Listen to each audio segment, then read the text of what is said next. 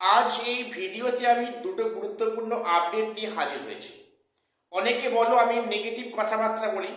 দেখো, এমনটি কিছুই নয়। আমি যখন যেটা আপডেট পাই সেটা তোমাদের সামনে আনার চেষ্টা করি। আজকে এই ভিডিওতে দুটো পজিটিভ আপডেট রয়েছে। কি সেই আপডেট? প্রত্যেকে ভিডিওটা স্কিপ না করে শেষ অবধি দেখো। আর সবাই চ্যানেলটা সাবস্ক্রাইব করে দিও এমন গুরুত্বপূর্ণ এসএসসি বা পিএসসির আপডেট পাওয়ার জন্য। আজকে প্রথম যে আপডেটটা আছে সেটা হলো যে একাদশ দ্বাদশের যে প্রথম ফার্স্ট ফেজের ফার্স্ট পার্ট কাউন্সেলিং হয়ে গেছে এবং তারপরে সেখানে অফিসিয়াল বিজ্ঞপ্তি দিয়ে পশ্চিমবঙ্গ মধ্যশিক্ষা পর্ষদ বিরোধীয় ভবনে পার্টে পার্টে কাউন্সেলিং করা ক্যান্ডিডেট ডেকেছে। সেখানে যাবতীয় সাপোর্টিং ডকুমেন্টস এবং পিভিআর ফর্ম নিয়ে দেখো, একবার কমিশন একবার ছেড়ে সেখানে তিনবার ভেরিফাই করেছে। একটা হচ্ছে যখন প্রথম হয় ভেরিফিকেশন, তখন প্লাস ইন্টারভিউ প্লাস কাউন্সেলিং। এবং এখানেই শেষ নয়, তারপরে মধ্যশিক্ষা পর্ষদ পুনরায় ভেরিফিকেশনের জন্য ডেকেছিল এবং প্রত্যেকে সেখানে সাপোর্টিং ডকুমেন্টস নিয়ে এবং পিভিআর কপি হার্ড কপি নিয়ে সেখানে যেতে হয়েছিল। সেখানে যেটা এবারে নতুন হলো কি, সেখানে পিভিআর কপি জমা নেওয়া হয়েছে, ডকুমেন্ট সমস্ত ভেরিফিকেশন করা হয়েছে এবং তাদেরকে পুলিশ ভেরিফিকেশন হয়ে যাওয়ার পরে মেডিকেল চেক আপ হবে, তারপরে তারা স্কুলে জয়েন করতে পারবে। এক আজব বিষয়। যাই হোক, সে বিষয়ে আসছি না। তো ফার্স্ট ফেজের সেকেন্ড কাউন্সেলিং মানে সেকেন্ড পার্ট কাউন্সেলিং কবে হবে, এই প্রশ্নটা অনেকেই ভাবছো কবে হবে। দেখো, আমি তোমাদের বলেছিলাম যে এই উইকে মধ্যে অথবা নেক্সট উইকে প্রথম দিকে একাদশ দ্বাদশের ফার্স্ট ফেজের পার্ট 2 কাউন্সেলিং প্রক্রিয়া হয়তো বিজ্ঞপ্তি আসবে। হ্যাঁ, এমনটাই হবে।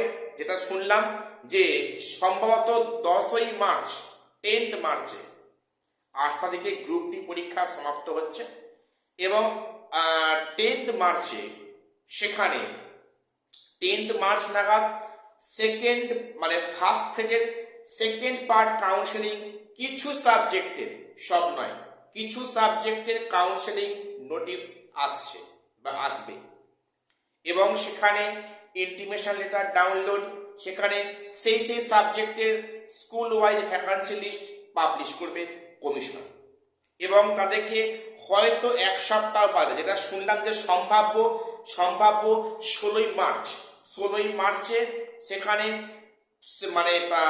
ফার্স্ট ফেজের সেকেন্ড পার্ট সেখানে কাউন্সেলিং এর প্রক্রিয়া শুরু হবে এবং তারপরে সেই ক্যান্ডিডেটদের পুনরায় ভেরিফিকেশনের জন্য ডাকবে মধ্যশিক্ষা পর্ষদ পিভিআর কপি নিয়ে। এক লেন্দি প্রসেস, একটা লং টার্ম প্রসেস। এবং এই যে পার্ট 2 কাউন্সেলিং হবে, যেটা ভেবো না যে এখানে সমস্ত সাবজেক্টে হবে, না। দেখো, যে 7টা সাবজেক্টে বা 6টা সাবজেক্টে হয়েছে, কত কম ভ্যাকান্সি এবং Bengali, English, political science, history, geography, education, philosophy, এগুলো কত ক্যান্ডিডেট আছে। তাহলে এখানে বোঝা যাচ্ছে যে একাদশ দ্বাদশেরই মাদার সাবজেক্টগুলো কিন্তু পার্টে পার্টে কাউন্সেলিং হবে। তাহলে কাউন্সেলিং সেখানে হচ্ছে কি পুনরায় মধ্যশিক্ষা পর্ষদে ভেরিফিকেশন, সেখানে পিভিআর এবং সেখানে মেডিকেল চেক আপ, এতগুলোর পর তারা স্কুলে জয়েন করতে পারবে। এবং এটুকুই আজকে বিষয় যে কি, যে সেকেন্ড পার্ট কাউন্সেলিং এর বিজ্ঞপ্তি সম্ভবত 10ই মার্চ আসছে, 16ই মার্চ সেখানে কাউন্সেলিং শুরু হবে। এই একটা বিষয়। এবারে পরের বিষয়টা বলি, যে সেখানে হচ্ছে কি, যেটা আমরা চিন্তা করছিলাম যে হয়তো কয়েকদিনের মধ্যেই ভোট ডিক্লেয়ার হয়ে যাবে এবং সেখানে কোড অফ কন্ডাক্ট রুল সেখানে হচ্ছে কি লাগু হবে। তাহলে সেখানে এই ভোট প্রক্রিয়ার মধ্যে কি করে সেখানে কমিশন তার কাজকর্মগুলো কন্টিনিউ করবে। আমরা জানি যে ভোটের কিন্তু আগে থেকে বিভিন্ন আধিকারিকরা বিভিন্ন ভোট প্রক্রিয়ার সঙ্গে যুক্ত হয়ে যায়। এবং যেটা আমি দেখলাম যে একটি অনলাইন পোর্টালে পরিষ্কার এক কমিশনের কর্তা বলেছেন যে ভোট প্রক্রিয়া কন্টিনিউ হলেও সেখানেও নিয়োগ প্রক্রিয়া কন্টিনিউ হবে, যেহেতু এটা একটা অনগোয়িং প্রসেস।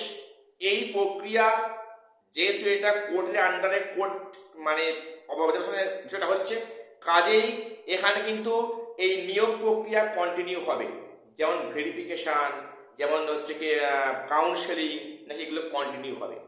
তাই যদি হয় তো খুব ভালো বিষয়।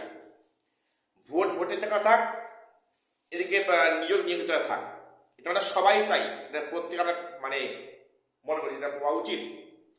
এবং সেখানে নাকি ওটা নাকি হবে, কাজেই ভোট প্রক্রিয়া নাকি এই সমস্ত নিয়োগ প্রক্রিয়া কোনো বাধা সৃষ্টি করবে না। তবে এই বিষয়টা আদতে কতটা কি হবে সেটা কিন্তু বলা খুব মুশকিল। এই ভোট প্রক্রিয়ার মধ্যে আদৌ এই প্রক্রিয়াগুলো কাউন্সেলিং, 9-10 ভেরিফিকেশন সেখানে আদৌ সম্ভবপর হবে কিনা এখন মানে সেটা নিয়ে এখন বহু মানে প্রশ্ন উঠছে, বিভিন্ন মহলতে প্রশ্ন উঠছে। যেটা কমিশনারটা বলছে বটে, এটা আদৌ হবে তো, সেটাই বিষয়। তো এখানে বলে রাখি যে নবম দশমের যে ভেরিফিকেশন প্রক্রিয়া, তো আমার তো মনে হয় এখন এই মুহূর্তে আরম্ভ কিন্তু হওয়ার কোনো সম্ভাবনা দেখছি না। আমি এ নিয়ে অলরেডি ভিডিও করেছি এবং সেখানে কমিশনের পক্ষ থেকে 9-10 নিয়ে কিছু কথা বলাই হচ্ছে না। খুব এটা অবাক করার বিষয়। আমি জানি না এই প্রক্রিয়া ভোটের মধ্যে আরম্ভ হবে কিনা, তবে যেটুকু পরিষ্কার বুঝতে পারছি, বলতে আমার বাধা নেই বা কষ্ট নেই।